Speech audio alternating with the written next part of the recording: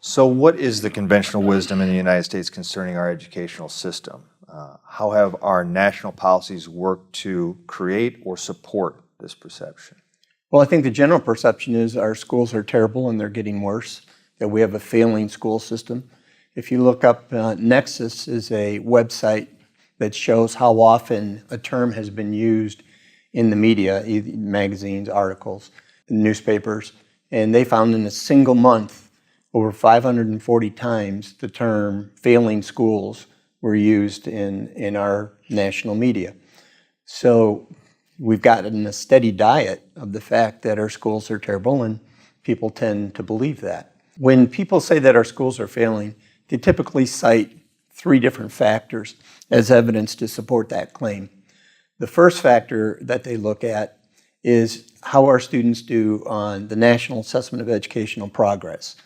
And this, again, is a longitudinal test. It's been given over a 20-year period. And the problem with that test is it's never, in the history of the test, been established as a valid test. There's 4 different levels of proficiency.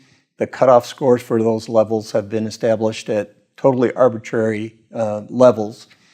And there's a huge discrepancy between how students score on the National Assessment of Educational Progress and how they score on virtually every other indicator of student achievement.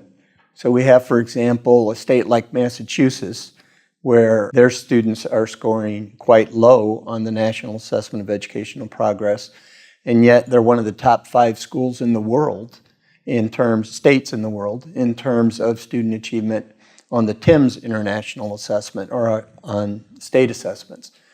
Another reason that people are saying our schools are failing is because the No Child Left Behind law was enacted to ultimately ensure every school in the United States would be a failing school. There's 37 different subgroups that are monitored under No Child Left Behind. And if a single subgroup is not meeting standard, but 36 of them are, the entire school is branded as a failure. And furthermore, that law was designed so that ultimately even a single student not meeting standards would declare the school a failing school. And so every year we see a higher percentage of schools being branded as failures. I can use Massachusetts as an example again. 80% of their schools were being branded as failing schools at the same time that they were one of the top performing states in the entire world on international assessments. So when you have a system that's rigged to guarantee that there'll be an increasing number of failing schools every year, of course, people are going to come to the conclusion that, well, our schools must be failing. Every year we say that more and more of them are.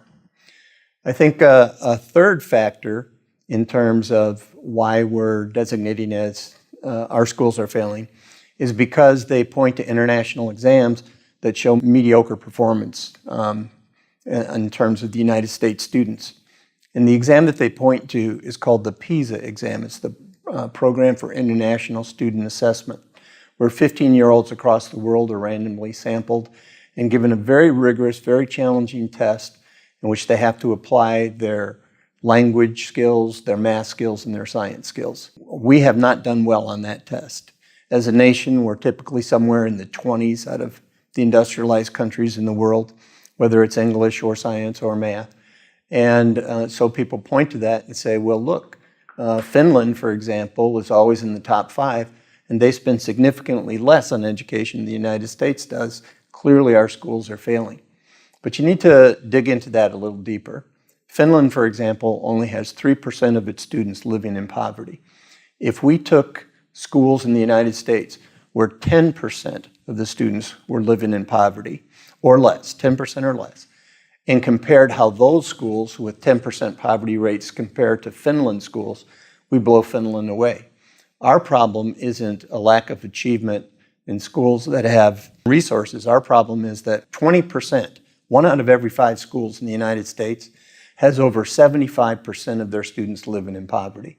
So we have one of the highest child poverty rates of any industrialized country in the world. And those students typically have not done well on these kinds of assessments. Another problem with the Program for International Student Assessment, the PISA exam, is that that exam requires students to solve complex problems with the ability to find resources to support their answers, the ability to write persuasively, the ability to explain their critical thinking. And our students are never tested that way. Our students, all from third grade on, when it comes to taking a test, typically take multiple choice tests where they just bubble in an answer. They're not called upon to think critically. They're not called upon to write persuasively. And so we're taking kids who have been trained in assessment for lower level kinds of assessments and putting them in an assessment that demands higher order thinking. And so we're not preparing them for those tests. And there's no reason to believe that our achievement on PISA exams is going to improve until we align our practices with what PISA calls for and until we do a better job of meeting the needs of students who live in poverty.